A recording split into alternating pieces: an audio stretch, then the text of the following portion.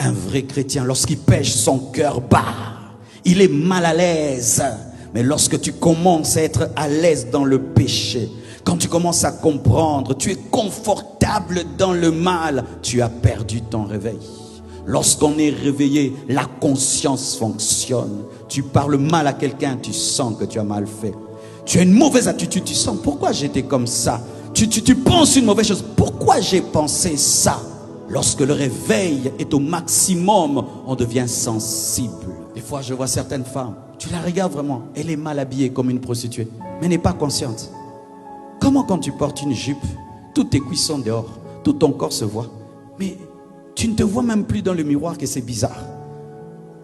Mais tu vas remarquer que lorsque tu as une haute spiritualité, les jupes deviennent longues et les robes, ça deviennent longues.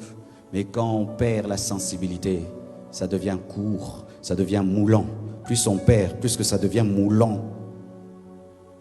Quand on a un réveil élevé, on a du respect pour la femme. Quand on perd le réveil, on commence à toucher, on commence à blaguer, on commence à ceci, cela. C'est le signe que tu perds le réveil. As-tu l'horreur du mal? Quand on a le réveil, tu regardes un film, il y a une scène bizarre, tu zappes, tu passes. Mais quand on perd le réveil, on s'assied confortablement pour dire et la suite, et la suite. Oh, vous avez coupé, pourquoi? Quand on a le réveil, on commence à avoir une relation bizarre avec une femme. Tu sens que non, non, non, non, il faut que j'arrête. Mais quand on perd le réveil, c'est après avoir couché. Quand tu dis, oh Dieu, qu'est-ce que... Toi, c'est quand tu es tombé que tu dis, Seigneur, qu'est-ce que j'ai fait? Mais quand on a un réveil, on peut déjà sentir que cette conversation devient bizarre.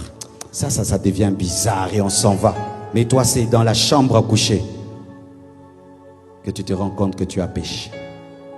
Que Dieu te réveille aujourd'hui. Que Dieu te réveille aujourd'hui. Et qui te donne la haine du péché, l'horreur du mal. De la même manière que tu as la haine pour la saleté, les mauvaises odeurs, les mouches, les moustiques. Que tu aies la haine du péché. Mais que tu aimes le pécheur. Car c'est là encore le problème des chrétiens. Dieu ne dit pas d'haïr les pécheurs. Dieu aime le pécheur. Jésus est mort pour les pécheurs. Mais Jésus n'aime pas le péché. Car si nous haïssons les pécheurs, nous n'irons pas les gagner.